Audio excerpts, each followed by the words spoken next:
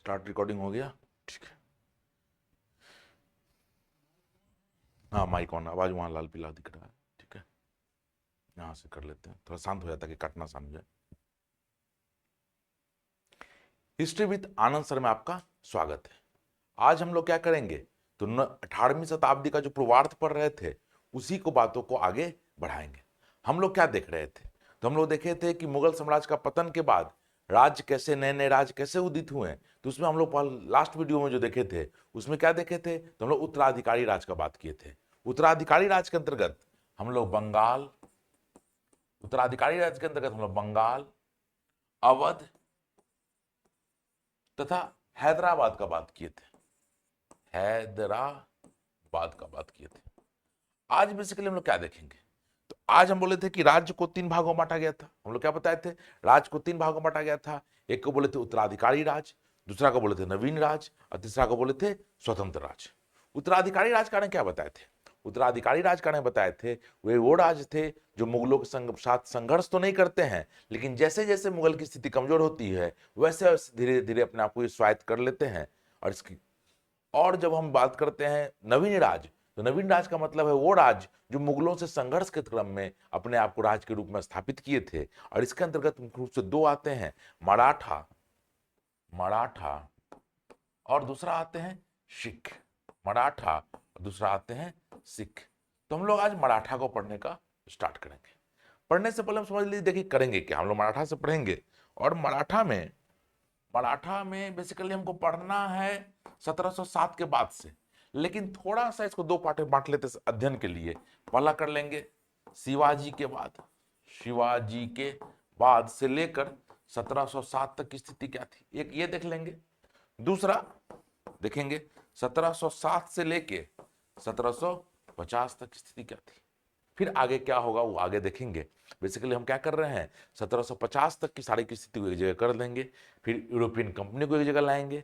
फिर जब हम लोग बात करेंगे तो क्या होगा, इसके बाद 1750 के बाद क्या हुआ, तो सारे घटना को देखेंगे तो रटना नहीं पड़ेगा, एक अंडरस्टैंडिंग आ जाएगी। ठीक है, तो हम लोग क्या देखेंगे, मराठा को 2 पार्ट में देखने जा रहे हैं।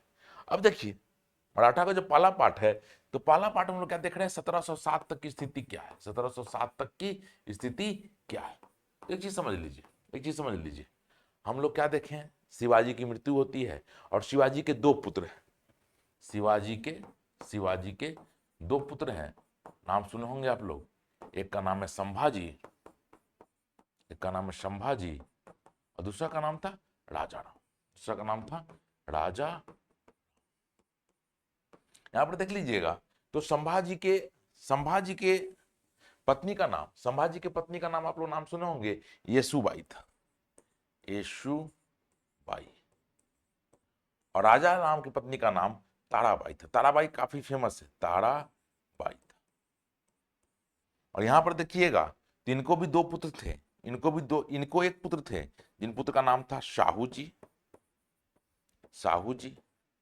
और संभाजी को, और देखोगे राजा राम को 2 पुत्र थे, एक पुत्र का नाम क्या है, तो एक पुत्र का नाम है शिवाजी द्वितीय, शिवाजी द्वितीय, और दूसरे का नाम है संभाजी द्वितीय, संभाजी द्वितीय।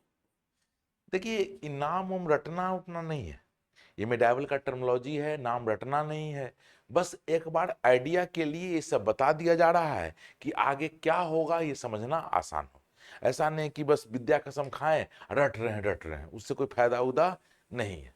एक्चुअली बच्चे के साथ दिक्कत क्या है ना, हिस्ट्री में लोगों को फैक्ट से इतना प्रेम होता है कि रटना शुरू कर देता है। इसलिए आप बस देख जाइए, और देखने के क्रम में देखिए क्वेश्चन जब बैंक देखिए तो वो समझ में आ जाएगा ये पूछता है ये नहीं पूछता है। और बाद में हम लोग क्वेश्चन भी तो डिस्कस करेंगे, अभी तो पूरा फ्लो में नहीं आए हैं। अभी जो आप लोग का शिकायत है सर आधे घंटे का वीडियो बनाते हैं रोज नहीं आता है, वो धीरे धीरे फ्लो में आएंगे तो सब कर देंगे। अभी इतना समय नहीं मिल पा रहा है, ठीक है, धीरे धीरे। और आदत भी नहीं है वीडियो बनाने की, मेरी आदत भी नहीं है, जनरली ऑफलाइन क्लास लेते हैं तो ये थोड़ा अजीब लगता भी है हमको, लेकिन धीरे धीरे आदत आ जाएगी। इसलिए हम बोलेंगे रटने का प्रयास न करें। आप लोग जो रटते हैं बस एक बार देख जाइए, 2 पुत्र थे संभाजी, राजा राम, ठीक है, उनके भी 2, एक के पुत्र हुए साहू जी, दूसरे के पुत्र हुए शिवाजी द्वितीय और संभाजी। इनमें ताराबाई का नाम थोड़ा याद रखिएगा, तो ताराबाई इंपॉर्टेंट रोल निभाएंगी। अब हुआ क्या, तो समझिए हुआ क्या, शिवाजी के बाद जब संभाजी वो शासक बने, शिवाजी के बाद जब संभाजी शासक बने, तो इन्होंने शिवाजी के कार्य को आगे बढ़ाया। अब मुगलों के साथ संघर्ष जारी रहा, और मुगलों के साथ संघर्ष जारी रहा, लेकिन होता क्या है, 1789 में इनकी हत्या कर दी जाती है, और इनके पुत्र शाहू जी को और पत्नी यशुबाई को औरंगजेब अरेस्ट कर लेता है, और अपने ही घर के सामने एक महल है, उसमें घर बंद कर देना, मतलब घर में ही अरेस्ट करना, ऐसा नहीं कैद में रख दिया गया था, और अरेस्ट कर लिया जाता है। तो यहां से एक संघर्ष खत्म होता है। इसी बीच में क्या होता है, जब संभाजी की हत्या हो जाती है, तो कहीं ना कहीं मराठों के बीच में बड़ा एक लहर जाता है कि अब मराठे एक नहीं होंगे तो मुश्किल हो जाएगा। और इसका सबसे ज्यादा फायदा उठाया राजा राम ने क्या कहा, राजा राम ने कहा कि देखिए, मैं क्या हूं, तो मैं साहू का प्रतिनिधि हूं। स्वयं शासक नहीं बनते हैं, बोलते मैं साहू का प्रतिनिधि हूं, और प्रतिनिधि के रूप में मैं शासन कर रहा हूं। इस प्रकार देखिएगा तो राजा राम गद्दी पर बैठ जाते हैं। स्वाभाविक है, जब गद्दी पर आते हैं तो इन्होंने भी संघर्ष को आगे रखा, लेकिन 1700 ईस्वी में इनकी भी हत्या हो जाती है। इसके बाद क्या होता है, तो 1700 से लेके 1707 तक क्या होता है, इनकी पत्नी का नाम है ताड़ाबाई। इन्होंने अपने पुत्र शिवाजी द्वितीय को शासक घोषित किया, और औरंगजेब के विरुद्ध लड़ाई जारी रखी, और यह लड़ाई चलती रहती है। लेकिन 1707 में क्या होता है, औरंगजेब की मृत्यु हो जाती है। 1707 में औरंगजेब की मृत्यु हो जाती है। तो स्वाभाविक है, यहां पर इतिहास बदलना शुरू होगा। और हम लोग देखे हैं अब क्या होता है, तो हम लोग ये देखते हैं कि आप लोग देखे हैं, बहादुर शाह आता है औरंगजेब के बाद। बहादुर शाह आता है बहादुर शाह, इस पर बात कर चुके हैं, बहादुर शाह का टाइम पीरियड क्या बने। बहादुर शाह क्या करता है, तो हमने क्या बताया था, बहादुर शाह सिखों से भी अच्छा संबंध स्थापित करने का प्रयास करता है, मराठों से भी अच्छा संबंध स्थापित करने का प्रयास करता है। इसलिए वो क्या करता है, सबसे पहले साहू जी को फ्री करता है। साहू जी को ये क्या करता है, आजाद करता है। इसके पीछे दो मकसद था, आजाद के पीछे दो मकसद था। पहला मकसद यह था कि हम ये मैसेज दे मराठों को कि हम अब युद्ध नहीं चाहते। पहला मकसद इन्होंने आजाद करके ये साबित किया कि हम युद्ध नहीं चाहते हैं, इसलिए मुझे युद्ध की आवश्यकता नहीं है। और दूसरा, कहीं ना कहीं चाह रहे थे कि अगर साहू जी को आजाद करेंगे तो इनका गृह युद्ध शुरू हो जाएगा। किसका, मराठों का। क्योंकि क्या होगा, क्योंकि ताराबाई ने अपने पुत्र को राजा बना के उसको सम्मानित कर चुका है, तो स्वाभाविक है साहू जी जाएंगे तो गृह युद्ध की स्थिति बन जाएगी, और हुआ भी। इसके बाद क्या होता है, 1707 के बाद क्या होता है, उसको एक बार हम देख लें क्या हो रहा है, देख लीजिए। अब 1707 के बाद से लेके 1750 तक लगभग क्या हो रहा है, तो देख लीजिए। अब होता क्या है, साहू जी जाते हैं, साहू जी सतारा पहुंचते हैं, और स्वाभाविक है कुछ लोगों ने इन्हें शासक मान लिया, कुछ लोगों ने इनका विरोध किया, कुछ लोग ताराबाई के साथ आ गए। इसी बीच में क्या होता है, तो आप लोग नाम सुने होंगे, बालाजी विश्वनाथ।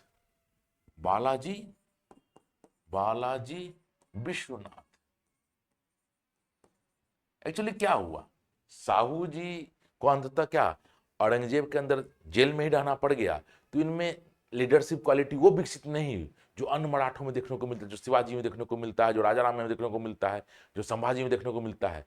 स्वाभाविक उसका विकास नहीं हो पाया था। तो जो मराठे जो शुरू से लीड करते थे, अभी क्या होगा, तो सारा नेतृत्व कौन देखेगा, तो बालाजी विश्वनाथ देखेंगे, और देखिए कि बाद में यही पेशवा बनेंगे, और धीरे धीरे पद को वंशानुगत कर देंगे। बालाजी विश्वनाथ ने साहू जी में अपनी आस्था व्यक्त की, और उन्होंने क्या कहा, हम आपके साथ हैं। अंततः गृह युद्ध हुआ, जिसकी संभावना मुगलों को थी, और हुआ भी। लेकिन अंततः 1731 ईस्वी में 1731 में वारणा की संधि हुई।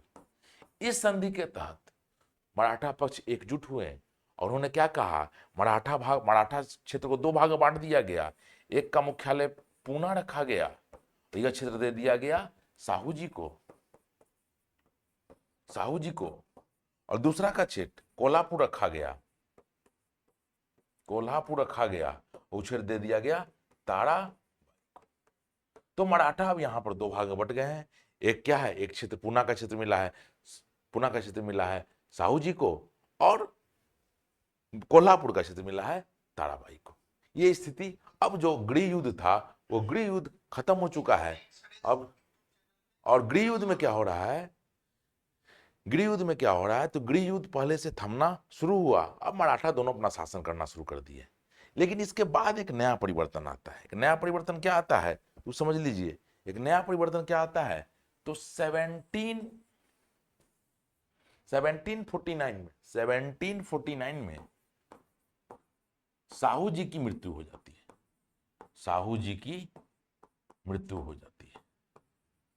और साहू जी के पास कोई संतान नहीं था, कोई उत्तराधिकारी नहीं था। साहू जी ने क्या किया था, ताराबाई के पौत्र, पौत्र मतलब पोता, ताराबाई के पौत्र जिनका नाम है राजा राम द्वितीय को अपना उत्तराधिकारी घोषित कर दिया कि भाई मेरा कोई संतान नहीं है, तो मेरे बाद इनका जो पौत्र है राजा राम द्वितीय वही मेरा उत्तराधिकारी होगा। लेकिन यहां तक क्या हो रहा है, मराठा जो पेशवा बोल रहे हैं, पेशवा देखिएगा शिवाजी के समय में अष्टप्रधान का एक हेड हुआ करता था, लेकिन अब देखिएगा पेशवा का पद वंशानुगत हो चुका है और पेशवा बहुत स्ट्रांग हो चुके हैं। और जैसे ही साहू जी का निधन होता है, पेशवा अपने पद को वंशानुगत तो बना ही चुके हैं और अपने आप को और स्ट्रांग करते हैं। और इसी क्रम में वो क्या करते हैं, तो 1750 में पेशवा और राजा राम द्वितीय के बीच एक संधि होती है, जिसको बोलते हैं संगोली की संधि। और इस संधि के तहत ये प्रावधान कर दिया जाता है, कि पेशवा मराठा प्रमुख होंगे और इनका मुख्यालय पूना होगा। और स्वाभाविक है, शासक तो बने हुए हैं, शासक तो ये रहेंगे, लेकिन इनका पद बहुत महत्वपूर्ण अब नहीं रहा। तो हम लोग क्या देख रहे हैं, 1750 आते आते मराठा का जो शक्ति निर्धारण है कौन कर रहे हैं, पेशवा कर रहे हैं। इसमें हम देखें 50 साल में क्या हुआ, कुछ दिन जब तक साहू रहे, साहू को मतलब देखा गया, साहू को रखा तो गया, लेकिन साहू महत्वपूर्ण भूमिका नहीं निभा रहे हैं, पेशवा ही महत्वपूर्ण भूमिका निभा रहे हैं। और 1750 आते आते यह पद क्या हो गया, वंशानुगत हो गया। ठीक है, अब आज ये थोड़ा सिख को देख लेते हैं, उसके बाद थोड़ा बात करते हैं। जो दूसरा राज हमको देखना है वो है सिख। देखिए इसका पीडीएफ बनवा के हम पहले ही डाल दिए हैं, इसलिए आज पीडीएफ नहीं दिखा रहे हैं। पीडीएफ मेरे टेलीग्राम चैनल पर अवेलेबल है और दोनों को एक दूसरे टेलीग्राम चैनल को जोड़ दिया गया यूट्यूब से, इसलिए आप लोग को बहुत दिक्कत नहीं होनी चाहिए। सिख देखिए, तो जब सिख का बात करिएगा तो हम लोग पढ़ते हैं सामाजिक मिडाइवल हिस्ट्री पढ़ते हैं, सामाजिक धार्मिक सुधार आंदोलन। जब सामाजिक धार्मिक सुधार आंदोलन पढ़ते हैं हम लोग, तो बेसिकली उसी समय सिखिज्म कैसे उदित हुआ वो पढ़ते हैं और गुरु नानक के बारे में पढ़ते हैं। तो गुरु नानक क्या करते हैं, छुआछूत, ऊंच नीच, इस सब का भेद मिटाने के लिए उन्होंने इस धर्म को शुरू किया था। उनमें क्या था, वो क्या बोलते हैं, उनका ईश्वर कैसा है, निराकार है। उन्होंने उस पुस्तक का नाम क्या दिया, तो अकाल पुरुष नाम दिया। इस देते हैं पंजाब में आज भी अकाली दल है, तो अकाल पुरुष के नाम से यह है इस पद। ठीक है, अब देखिएगा तो जितने भी गुरु जहां तक देखिएगा बुद्ध और गुरु नानक में, तो बुद्ध भी आत्मा को नहीं मानते थे, गुरु नानक भी आत्मा को नहीं मानते थे। लेकिन बुद्ध पुनर्जन्म को मानते थे और गुरु नानक भी पुनर्जन्म को मानते थे। बुद्ध भी कर्म में विश्वास करते थे और गुरु नानक भी कर्म में विश्वास करते थे। लेकिन दोनों में बेसिक अंतर क्या है, जब बुद्ध बोलते हैं अपनी मुक्ति का प्रयास स्वयं करो, लेकिन गुरु नानक क्या बोलते हैं, ज्ञान प्राप्ति के लिए गुरु अनिवार्य सत्य। तो यहां पर थोड़ा विचार दोनों में अंतर दिखता है। और इसी पर देखिएगा तो सिखिज्म में 10 गुरुओं का इतिहास रहा। बाद में क्या हुआ, 10वें गुरु के बाद गुरु ग्रंथ साहिब जी को ही गुरु मान लिया गया और उसी से गुरु परंपरा खत्म हुई। तो हम लोग देखेंगे धीरे धीरे गुरु धर्म के रूप में विकसित हुए। देखिएगा अकबर के साथ अच्छे संबंध थे। अकबर ने 500 बीघा क्या कहते हैं क्षेत्र भी दिया। आज का जो अमृतसर है अकबर ने ही दान में दिया था। और जो मंदिर है अमृतसर का जो गुरुद्वारा है वो अकबर के टाइम का ही दिया हुआ मंदिर जमीन पर उसी में बना हुआ है। तो स्वाभाविक है मुगलों के साथ संबंध शुरू में अच्छे थे, लेकिन धीरे धीरे देखिएगा मुगल और सिख गुरु के संबंध खराब होने लगे और औरंगजेब के साथ तो और खराब हो गए। और अंततः देखिएगा तो जो ये सिखिज्म था जो बेसिकली धर्म को लेके आया था धीरे धीरे सैनिक के रूप में वृद्धि हो गए। और देखिए गुरु गोविंद सिंह ने खालसा का निर्माण किया संघर्ष करने के लिए। और गुरु गोविंद सिंह के बाद इस संघर्ष को आगे बढ़ाया तो आप लोग नाम सुनेंगे बंदा बहादुर। बंदा बहादुर, बंदा बहादुर ने संघर्ष को आगे बढ़ाया। लेकिन क्या होता है 1707 में 1707 के बाद ये संघर्ष शुरू करता है। लेकिन देखिएगा 1715 ईस्वी में 1715 ईस्वी में इसे फांसी दे दी जाती है। और देखिएगा सिख जो एक ताकत के रूप में उभर रहा था वो खत्म हो जाता है। और देखिएगा 10-15 साल कम से कम इसका कोई वजूद नहीं रहता है। कम से कम 20 वर्षों तक मतलब आप देखिएगा 1725-30 तक सिख बहुत कमजोर हो चुके हैं। अब इनका एक ताकत के रूप में वर्चस्व खत्म हो चुका है। लेकिन इसी बीच में 2-3 घटनाएं घटती हैं जिस कारण सिखों को फिर से अपने ताकत को केंद्रित करने का मौका मिलता है। वो क्या है तो समझ लेते हैं। सबसे पहले देखिए इस काल में स्वायत्त राज उगने लगते हैं, बंगाल, अवध, हैदराबाद। इससे क्या होता है मुगलों की स्थिति कमजोर होने लगी। धीरे धीरे देखिएगा तो यहां से मुगल कमजोर होने लगे। सबसे पहला कारण है मुगल कमजोर होने लगे और ये कमजोरी का फायदा सिखों ने उठाया। दूसरा अहमद शाह अब्दाली, आप नाम सुने होंगे, हम लोग बात किए थे ईरानी आक्रमण, ईरान से आक्रमण आता है। अहमद शाह अब्दाली का भी आक्रमण आता है। जैसे पहला नादिर शाह का आक्रमण आता है, फिर देखते हैं अहमद शाह अब्दाली का आक्रमण आता है। स्वाभाविक है इस आक्रमण ने क्या किया तो उत्तर पश्चिम क्षेत्र से मुगलों की स्थिति और कमजोर कर दी और इसी बीच में सिखों को उभरने का मौका मिला।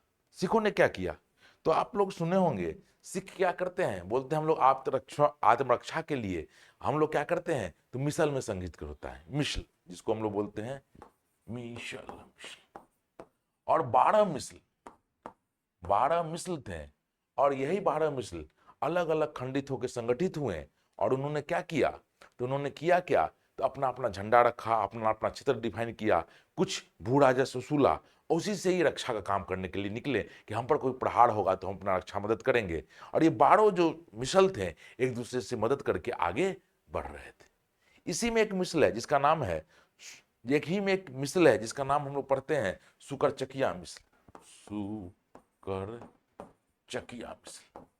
और इसी मिसल के जो हेड हैं उन्हीं के पुत्र का नाम है राजा रणजीत सिंह, राजा रणजीत सिंह। और यही राजा रणजीत सिंह के समय देखिएगा राजा रणजीत सिंह आगे आके एक स्ट्रॉन्ग पंजाब राज का निर्माण करेंगे। तो ये सब 1750 के बाद कैसे होगा उसको देखेंगे। और यही राजा सिंह जो पंजाब का निर्माण करेंगे और इसी को अंततः ब्रिटिश अपने राज्य में मिला लेगा। तो हम लोग अभी तक क्या देखें, 2 राज्यों को देखें, कैसे कैसे 1700 से 1750 के बीच उनका वजूद कैसा था वो देखें। बेसिकली हम लोग क्या देखें, मराठा जो भी 1700 से लेके 1750 तक की स्थिति में मराठा की स्थिति क्या थी वो देखें और सिख की स्थिति क्या थी वो देखें। ठीक है, अब हम लोग को करना क्या है, एक पॉइंट और देख लेना है क्योंकि बुक पढ़ने का जब बात करते हैं तो बच्चा को इतिहासकार का दृष्टिकोण भी देखना जरूरी हो जाता है। जैसे अभी हम लोग को फिलहाल 2 दृष्टिकोण देख लें तो ज्यादा अच्छा रहेगा।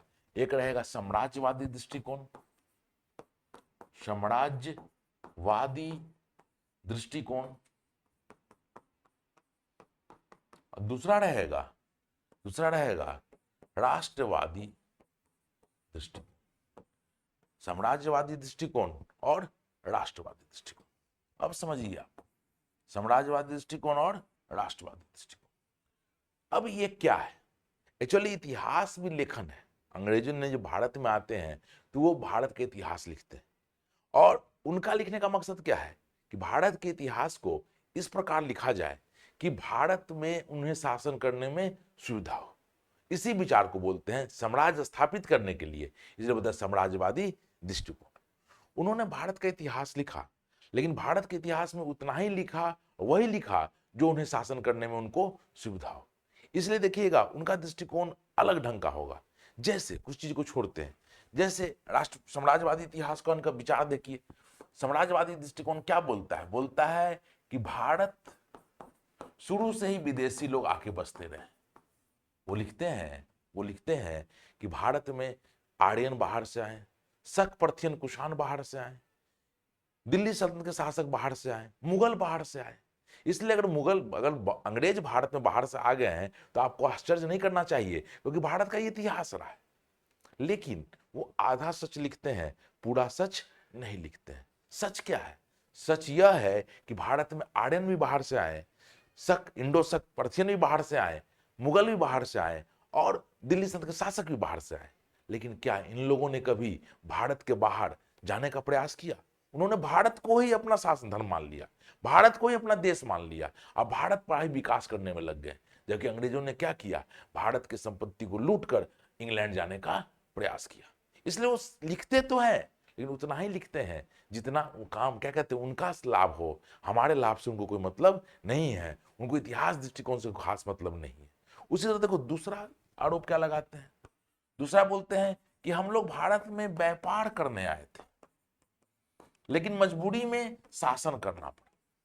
बड़ा स्पष्ट लिखते हैं कि हम लोग भारत में व्यापार करने आए थे, हमारा शासन करने का उद्देश्य नहीं था। लेकिन भारत में इतनी अराजकता फैली हुई थी कि हम लोग अगर शासन नहीं करते तो भारत लोग मर जाता, असभ्यता का लोग बन जाता।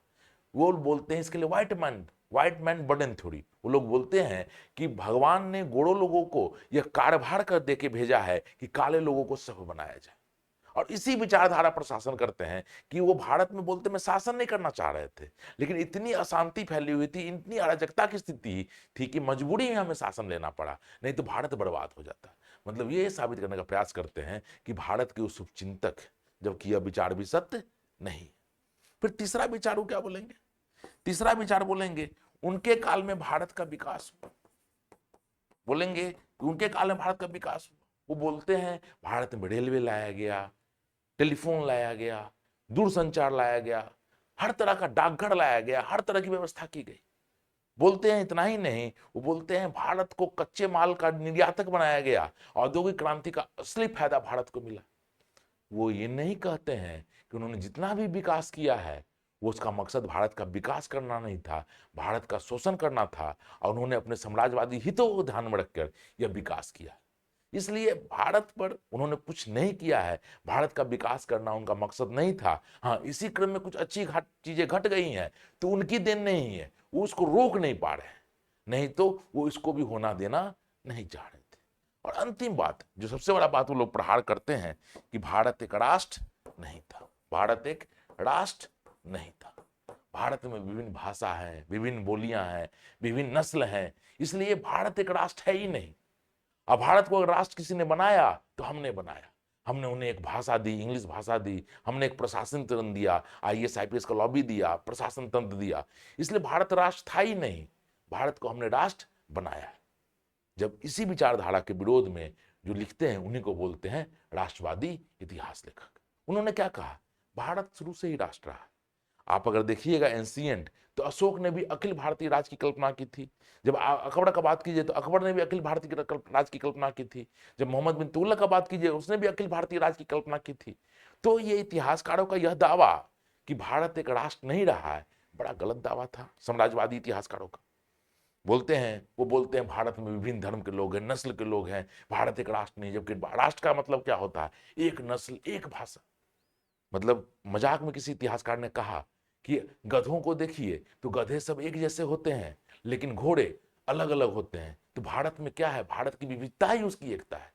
इसलिए आप इस पर प्रश्न चिन्ह उठाने का प्रयास ना करें। जहां तक आर्थिक दृष्टिकोण है, आर्थिक दृष्टिकोण पर तो सबसे पहले जब से पहला प्रहार देखिएगा तो दादा भाई नौरोजी ने कर दिया था, और ड्रेन ऑफ वेल्थ के माध्यम से उन्हें कह दिया था कि भारत का विकास नहीं चाहते हैं, भारत का विनाश चाहते हैं। एक्चुअली दोनों राइटर के सामने रखने का मकसद क्या है? मकसद यह है कि आधुनिक भारत विचारधारा का चीज है। जब आप किताब पढ़िएगा तो इस विचारधारा को समझने का मौका मिलेगा। और जब हम लोग आंसर राइटिंग सेशन में आएंगे आने वाले समय में कि आंसर कैसे रटा जाए, लिखा जाए, आंसर पर कैसे काम किया जाए, तो विचारधारा की भूमिका होती है। इसलिए जब इतना ही किए हैं, नेक्स्ट वीडियो में आगे हम लोग क्या देखेंगे, तो 1750 के बाद की घटना कैसे घटी उसको देखेंगे। 1750 के बाद की घटनाएं कैसे घटी पूरे भारत में, तो आप लगभग भारत को देख चुके हैं। बंगाल, अवध, हैदराबाद, सिख, मराठा, जितने भी प्रमुख राज्य वो देख चुके हैं। अब इसके बाद की घटनाओं को अगर आपस में जोड़ के देखेंगे तो कोई दिक्कत नहीं होगी। धन्यवाद। हाँ, एक चीज बोलना था कि अगर आप लोग को चीजें समझ में आ रही हैं या कोई दिक्कत है तो कमेंट लिख दीजिए ताकि हम उस पर काम कर सकें। और इस चैनल में अगर कुछ समझ में आ रहा है तो इस चैनल को लाइक कीजिए और सब्सक्राइब कीजिए। धन्यवाद।